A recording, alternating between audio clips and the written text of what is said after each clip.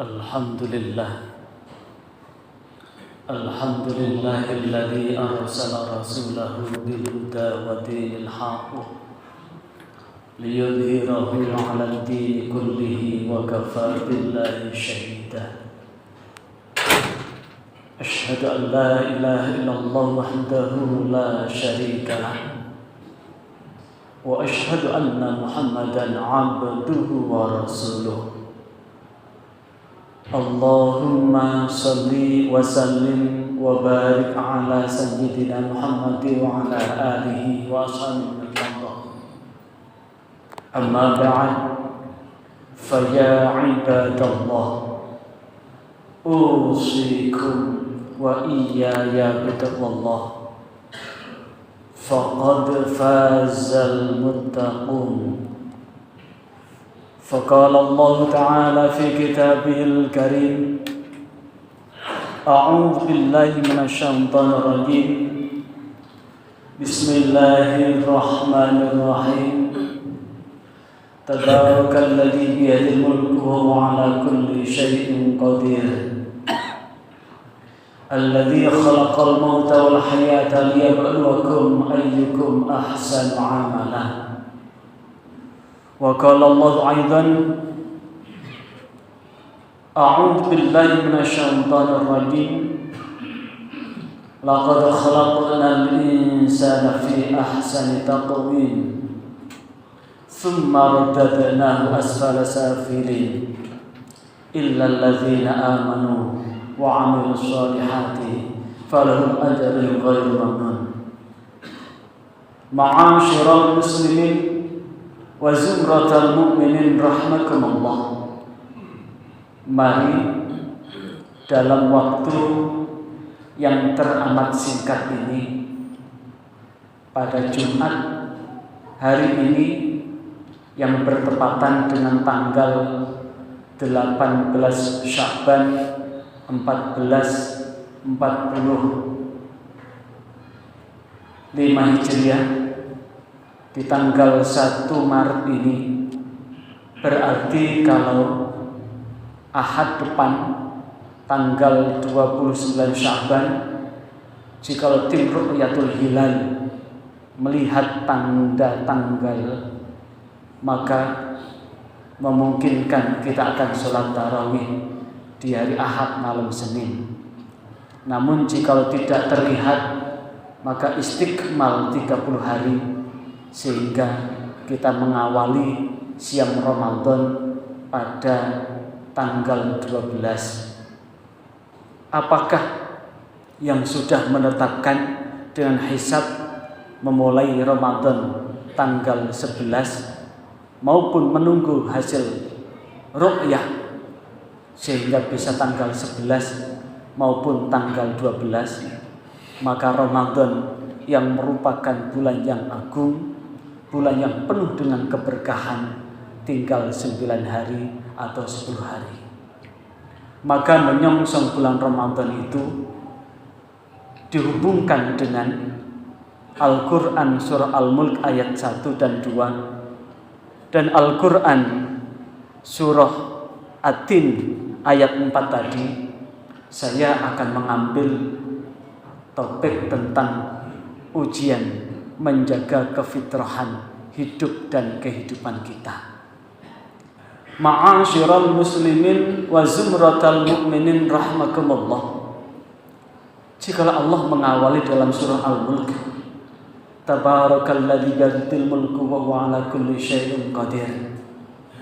Maha suci Allah, alladzi, yang dialah Allah, tabarakalladzi, dialah Allah yang apa? Biyadihil mulk, dengan kekuasaannya segala macam kekuasaan. Ini Allah menegaskan bahwa sesungguhnya yang memiliki kuasa apapun atas apa yang ada dalam hidup dan kehidupan ini, dialah Allah. Dan kemudian di ayat 2, alladzi khalaqal mauta wal hayata liyabluwakum ayyukum ahsanu amala. Dialah Allah yang menciptakan mati atau kematian wal hayata, dan kehidupan, liyabluwakum, untuk menguji kamu, ayyukum ahsanu amalan, di mana kita akan melakukan sebaik-baik amal perbuatan.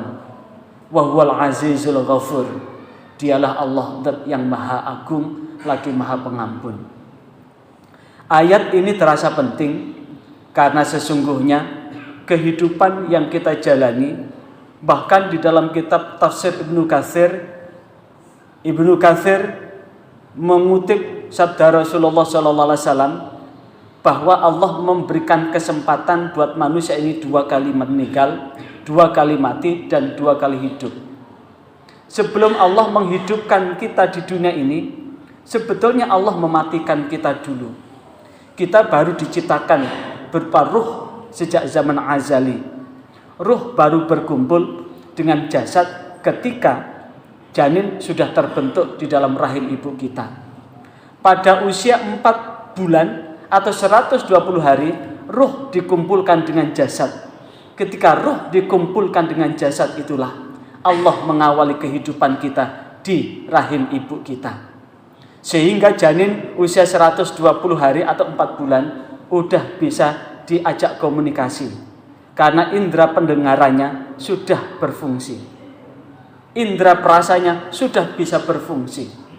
Setelah itu lahirlah kita, lahir di dunia kita ini, kemudian mengalami hidup ini dalam sekian waktu, yang kemudian kehidupan ini saat kita lahir dalam keadaan suci. Hanya saja perkembangan kehidupan kita cukup memungkinkan apakah ketika kita dimatikan oleh Allah untuk yang kedua, karena setelah kita mati kemudian dihidupkan, kemudian dimatikan kita untuk masuk di alam barzakh, tapi ruh tetap kekal, ruh tidak akan mati, yang mati hanya jasad. Ketika jasad sudah hancur, ruh masih nyata, masih merasakan kehidupan, dan kita dimatikan untuk yang kedua, kita akan mempertanggungjawabkan apapun yang kita lakukan. Saat kita mempertanggungjawabkan apapun yang kita lakukan, saat itulah jikalau kita meninggal husnul khotimah, maka para malaikat-malaikat Allah, sebagaimana diterangkan di dalam kitab Ar-Ruh, ruh ini akan dijemput oleh malaikat. Sebelum dikuburkan, ruh ini disemayamkan di langit ke-1, langit pertama.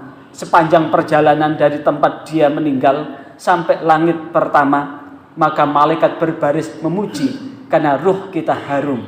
Dan di saat itu kemudian, setelah kita dikuburkan, ruh disatukan kembali untuk merasakan nikmatnya kehidupan di alam barzakh. Sebaliknya, jikalau kita meninggal dengan su'ul khatimah, kita bukan dijemput tapi dicabut, diambil paksa, dan ketika ruh kita diambil, langit pun tertutup, pintu langit tertutup, hingga ruh ini melayang kemana-mana dan baru menyatu dengan jasadnya ketika dikuburkan. Saat itulah dia akan merasakan kesengsaraan, laksana kesengsaraan di dalam neraka. Ma'asyiral muslimin wa zumratal mu'minin rahimakumullah. Setelah kita dimatikan untuk yang kedua di alam barzakh, kita akan mempertanggungjawabkan ketika kita dibangkitkan di alam akhirat. Saat itulah kehidupan yang kekal. Jikalau disiksa, siksa yang tidak berujung dan bertepi. Dan di saat itu hanya ratapan, tangisan, penyesalan. Sehingga digambarkan di dalam Al-Quran bahwasanya ada seseorang yang wajahnya di dalam surah Al-Hijr, yauma tuqallabu wujuhum, ketika hari dibolak-balikkan wajahnya di dalam neraka, maka dia menjerit, ya laitana, celakalah kami, atau Allah atau Rasul. Andaikan kami taat kepada Allah dan taat kepada Rasul, sungguh kami tidak mengalami nasib seperti ini. Dan di saat itu hanya tinggal penyesalan. Apa yang diminta oleh orang-orang yang sudah disiksa, dia ingin minta untuk dihidupkan kembali. Saat kita dimatikan di alam barzah, kita akan minta dihidupkan kembali. Jikalau kita dihidupkan kembali, niscaya dia akan berjanji akan memperbaiki. Tapi nasi sudah jadi bubur, bubur sudah tidak akan kembali ke beras lagi. Penyesalan tinggallah penyesalan, yang ada adalah ratapan dan tangisan. Ma'asyiral muslimin wa zumratal mu'minin rahimakumullah. Sebelum kita menyesali segala sesuatu yang ada di hadapan kita, keseluruhan adalah titipan dari Allah Subhanahu wa taala. Harta, tahta, wanita yang ada di sekitar kita, semuanya adalah titipan. Tapi tidak sadar akan titipan itu. Apalagi baru 14 Februari kemarin telah pesta demokrasi. Berbagai hal-hal yang kita baca, berbagai hal yang kita dengar, berbagai hal yang kita lihat di tayangan televisi maupun media, di antara mereka yang gagal untuk melenggangkan, untuk mendapatkan kursi, tidak sedikit yang stres karena sudah habis miliaran rupiah, dan banyak kejadian-kejadian yang menjadi pelajaran buat kita. Karena sesungguhnya yang dibutuhkan adalah kekuasaan, padahal biadil mulku, dialah dengan kekuasaannya yang menguasai segala macam kekuasaan. Maka sesungguhnya segala sesuatu yang dicari dengan membabi buta, menghalalkan segala cara, itu adalah orang-orang yang lupa bahwa sesungguhnya kita akan mempertanggungjawabkan kehidupan kita setelah kita meninggalkan dunia ini. Maka apa yang dapat kita raih dan kita ambil? Keseluruhan yang ada di hadapan kita adalah ayat-ayat kauniyah. Apa ayat-ayat kauniyah itu? Adalah tanda-tanda kekuasaan Allah yang ada dan terbentang di alam semesta ini untuk dapat kita ambil pelajaran.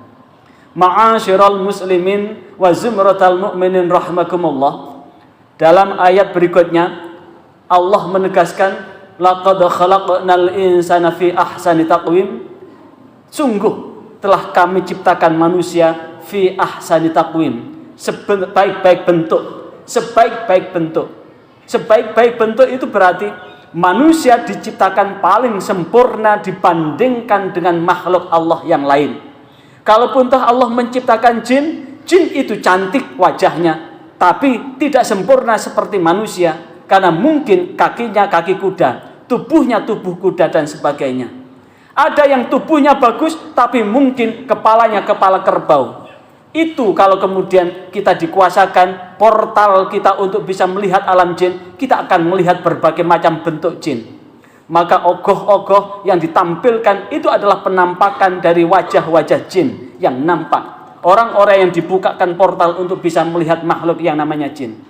Manusia diciptakan dengan sebaik-baik bentuk, namun di ayat selanjutnya, "Tsumma raddadnahu asfala safilin." Maka kemudian kami kembalikan mereka ke tempat yang paling rendah. Manusia diciptakan paling sempurna, namun Allah akan meletakkan di tempat yang paling rendah. Illal ladzina amanu, kecuali mereka yang beriman, wa amilus sholihati, beramal solih, falhum ajrun ghairu mamnun. Maka orang yang beriman dan beramal solih akan mendapatkan pahala yang tidak disangsikan lagi. Maka di jelang Ramadan ini, kurang 9 atau 10 hari, kesempatan kita untuk memperbaiki kita, mengembalikan fitrah-fitrah kita dengan syariat puasa di siang harinya, dengan amalan sunnah di malam harinya. Untuk apa? Mengumpulkan pundi-pundi bekal menuju akhirat. Karena sesungguhnya jikalau di dalam hadis qudsi yang diriwayatkan oleh Imam Bukhari dan Imam Muslim, bahwa kullu amal bani Adam lahu, seluruh amal anak Adam adalah untuknya, illa saum, kecuali puasa, wa ana ajzi bihi, dan akulah yang memberikan pahala sebab dia berpuasa. Apa maknanya? Bahwa seluruh amal ibadah itu bisa dilihat, yang tidak bisa dilihat adalah puasa. Karena itulah kadar prestasi dari puasa itu adalah kadar kesungguhan kita melaksanakan titah perintah Allah itu. Semakin tinggi kita berpuasa, berarti dimanapun kita senantiasa merasa diawasi oleh Allah. Ketika semakin beriman kita berpuasa, maka walaupun uang banyak, harta melimpah ruah, makanan dan minuman tersaji, maka jikalau belum waktunya maghrib, maka kita tidak akan makan, tidak akan minum, Walaupun uang kita banyak, kita tidak akan membeli apapun untuk dapat mengenyangkan perut kita. Itu artinya bahwa syariat puasa ini adalah mengajarkan buat kita semua, dimanapun kita berada, kita senantiasa diawasi oleh Allah Subhanahu wa Ta'ala. Ending dari puasa ini adalah kita akan senantiasa terjaga dalam penjagaan Allah. Ketika kita berbuat korupsi, berbuat jahat, berbuat apapun, jikalau kita merasa diawasi oleh Allah dan kita akan mempertanggungjawabkan apapun yang kita lakukan, maka insya Allah kita tidak akan melakukan perbuatan dosa itu. Maka dengan demikian, mudah-mudahan dengan hampir datangnya Ramadan ini, kita termasuk orang yang disebutkan dalam maqalah, man fariha bidukhli Ramadan harramallahu jasad ala niran. Siapa yang berbahagia dengan masuknya Ramadan, maka Allah akan mengharamkan jasadnya dari api neraka. Siapakah orang yang berbahagia itu? Adalah orang-orang yang ingin mempersiapkan Ramadannya dengan sebaik-baiknya, untuk melaksanakan ibadah dengan sebaik-baiknya, untuk melakukan ibadah dengan sebaik-baiknya, dan melakukan amal sebaik-baiknya, sehingga Ramadan ini betul-betul lahir batin jasmani rohani kita siap untuk memaksimalkan ibadah itu. Mudah-mudahan dengan sebelum khutbah ini Allah membimbing kita di jalan benar, jalan yang Allah ridhai, sehingga tidak mudah terperosok dan terpesona dengan glamor dunia yang menyesatkan kita. Kita tetap istiqomah di jalan Allah, jalan yang Allah ridhai, hingga mudah-mudahan diri kita, istri kita, anak turun kita senantiasa dibentangkan jaminan keselamatan berupa hidayah dan taufiknya, hingga kita berada dalam keridhaan Allah Subhanahu wa Ta'ala. A'udzu billahi minasyaitonir rajim. Bismillahirrahmanirrahim. Wal 'asri innal insana lafi khusrin illa alladzina amanu wa 'amilus solihati wa tawassaw bil haqqi wa tawassaw bis sabr. Barakallahu li wa lakum fil Qur'anil azim wa nafa'ani wa iyyakum bima fihi minal ayati wa dzikril hakim. Aqulu qouli hadza astaghfirullahal azim innahu wal ghafurur rahim.